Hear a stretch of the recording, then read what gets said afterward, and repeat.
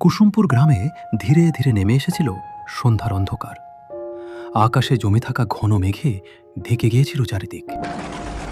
দূরে কোথাও মেঘ গর্জে উঠছিল গুরু গুরু শব্দে। ঠিক এমন সময় প্রতিদিনের মতো আজও করিম চাচা তার গরুর গাড়ি নিয়ে হাট থেকে ফিরছিল। আজ ফিরতে অনেকটাই দেরি হয়ে গেল। আকাশের অবস্থাও ভালো ঠেকছে না, মনে হচ্ছে বুঝি এখনই বৃষ্টি নামবে। কথা শেষ হতে না হতেই তুমুল বৃষ্টি শুরু হলো। শোঁ শোঁ বাতাসের শব্দ আর বিদ্যুতের ঝলকানিতে চারপাশ যেন এক মায়াবী রূপ নিয়েছে। কাদামাখা পথে গরুর গাড়িটা টেনে নিয়ে যেতে গরু দুটিরও বেশ কষ্ট হচ্ছে। রাস্তা একদম ফাঁকা, চারপাশে শুধু অন্ধকার আর বৃষ্টির শব্দ। কিছু দূর গিয়ে করিম চাচা দেখল রাস্তার ধারে একটা বটগাছের নিচে একটা লোক দাঁড়িয়ে আছে। তার মুখটা চাদরের আড়ালে ঢাকা। করিম চাচা ভাবলেন এই দুর্যোগে হয়তো কোনো পথিক আটকে পড়েছে। দয়া পরবশ হয়ে তিনি গাড়ি থামালেন। এই ঝড় বৃষ্টিতে বুঝি পথে আটকা পড়েছেন? তা কোথায় যাবেন বাবু? লোকটি নিচু স্বরে শুধু বলল, কুসুমপুর কবরস্থান। ঠিক আছে, তাড়াতাড়ি গাড়িতে উঠে আসেন, আমি ওই দিকেই যাচ্ছিলাম। আপনাকে নামিয়ে দিয়েই বাড়ি ফিরব। লোকটি আর কোনো কথা না বলে ধীর পায়ে গাড়িতে উঠে বসল। করিম চাচা কিছুটা অবাক হলেন।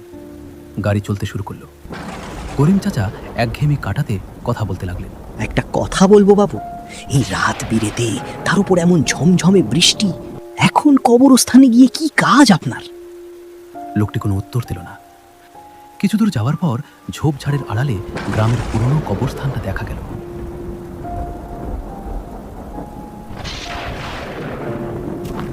লোকটি গাড়ি থেকে নেমে ধীর পায়ে কবরস্থানের ভেতর চলে গেল। করিম চাচার মনে খটকা লাগল। এইরকম ঝড় বৃষ্টির রাতে লোকটা কবরস্থানের ভেতরে কেন ঢুকলো? কেমন যেন একটু অদ্ভুত লাগছে। আমি বরং একবার গিয়ে দেখে আসি। কৌতূহল দমন করতে না পেরে তিনি নেমে পড়লেন আর কবরস্থানের ভিতরে চলে গেল। কবরস্থানের ভেতরটা ঘুটঘুটে অন্ধকার। মাঝে মাঝে বিদ্যুতের আলোয় কবরগুলো এক মুহূর্তের জন্য ভেসে উঠছে। চারপাশ নিস্তব্ধ, শুধু ঝিঝি পোকার ডাক আর বৃষ্টির শব্দ। লোকটা এদিকেই এলো, কিন্তু কোথাও তো দেখতে পাচ্ছি না। চাচার মনে হলো তার ঠিক পেছন দিয়ে একটা কালো ছায়া সরে গেল। তিনি ঝট করে পেছনে ফিরলেন। কেউ নেই। গায়ের লোম খাড়া হয়ে উঠল তার।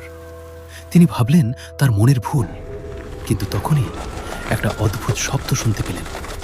মনে হচ্ছে কেউ একজন খুব জোরে জোরে মাটি খুঁড়ছে। শব্দটা লক্ষ্য করে এগোতেই তিনি যা দেখলেন তাতে তার রক্ত হিম হয়ে গেল। একটু দূরে একটা নতুন কবরের পাশে সেই চাদর মোড়ানো লোকটার দুই হাত দিয়ে জানোয়ারের মতো মাটি খুঁড়ছে। হঠাৎ একটা ঠান্ডা হাত করিম চাচার কাঁধের উপর রাখল। ভয়ে করিম চাচার কলিজা যেন শুকিয়ে গেল। পিছন ফিরতেই তিনি আর্তনাদ করে উঠতে চাইলেন, কিন্তু গলা দিয়ে শব্দ বের হলো না। সামনে দাঁড়িয়ে আছে সেই চাদর জড়ানো লোকটা, কিন্তু সেটি কোনো মানুষ নয়, একটি জ্যান্ত কঙ্কাল। কুটোরগত চোখ দুটো আগুনের গোলার মতো জ্বলছে। কে তুমি? আমাকে মেরো না, আমাকে ছেড়ে দাও। চাচা, আমাকে চিনতে পারলে না? আমি রবিন, প্রবীণের ছোট ভাই। তুই রবিন? কিন্তু গ্রামের সবাই তো জানে তুই মোড়লের বাড়ি থেকে টাকা গয়না চুরি করে পালিয়ে গেছিস। এই অবস্থা হলো কি করে তো? ঠিক তখনই কঙ্কালটা ধীরে ধীরে বলতে শুরু করলো, আমি চুরি করিনি চাচা, চুরি করেছিল আমার বড় ভাই প্রবীণ। সেদিনও এমনই ঝড় বৃষ্টির রাত ছিল, চারিদিকে অন্ধকার আর বিদ্যুতের ঝলকানি। ঠিক তখনই তাড়াতাড়ি চল, সময় নেই। এই সিন্দুকটা যদি কারো নজরে পড়ে তাহলে সর্বনাশ নিশ্চিত। প্রবীণ ভাই মোড়লের বাড়ি থেকে চুরি করে ফিরছিল, আর আমি তাকে দেখে ফেলি। ভাই, তুমি এটা কি করেছো? তুমি চুরি করেছো? চুরি মহাপাপ। আমি বেঁচে থাকতে তোমাকে এটা করতে দেব না। পাপ পুণ্য এসব দিয়ে পেট ভরে না। এবার আমরা অনেক বড় লোক হব, অনেক বড় লোক। তাই যা দেখেছিস ভুলে যা, আর আমার রাস্তা ছেড়ে দে। না ভাই, আমি তোমার পাপের ভাগী হতে পারবো না। আমি এখনই গিয়ে মোড়ল মশাইকে সব বলে দেব।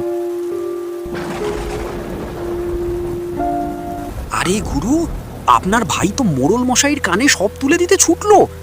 এবার আমাদের দফা রফা হতে আর বাকি নেই। সে মোড়লের নাগালে পৌঁছালে তবে তো মুখ খুলবে।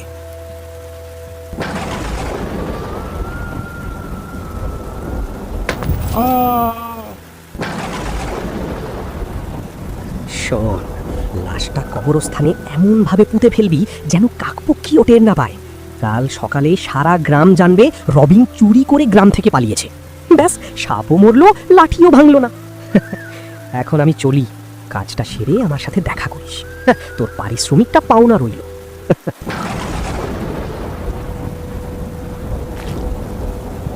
তারপর প্রবীণ ভাইয়ের কথা মতো লোকটা আমাকে কবরস্থানে নিয়ে গিয়ে দাফন করল।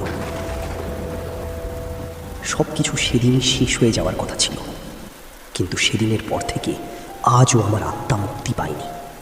অন্ধকারের গভীরে কোথাও যেন আটকে আছি আমি। রবিনের কথা শুনে করিম চাচার দু চোখ জলে ভরে গেল। কাঁপা গলায় তিনি বললেন, তোর সাথে যে অন্যায়টা হয়েছে বাবা, তা কোনোভাবেই মেনে নেওয়া যায় না। এই অন্যায়ের বিচার আর দেরি নয়, কালই হবে। আমি কথা দিচ্ছি, সত্যিটা আমি সবার সামনে তুলে ধরব। প্রবীণের এই পাপ আর এক মুহূর্তও চাপা থাকবে না। সে তার প্রাপ্য শাস্তি নিশ্চয়ই পাবে। ধন্যবাদ চাচা, এবার আমার আত্মা মুক্তি পাবে। পরদিন সকালে করিম চাচা গ্রামের মোড়ল মশাইয়ের কাছে গিয়ে পুরো ঘটনাটা খুলে বললেন। একথা শুনে মোড়ল মশাই প্রবীণকে ধরে নিয়ে আসে আর গ্রামের সবার সামনে তাকে কঠোর শাস্তি দেন, যাতে ভবিষ্যতে আর কেউ এমন পাপ করার সাহস না পায়। রবিনের আত্মা অবশেষে চিরকালের মতো মুক্তি পেল।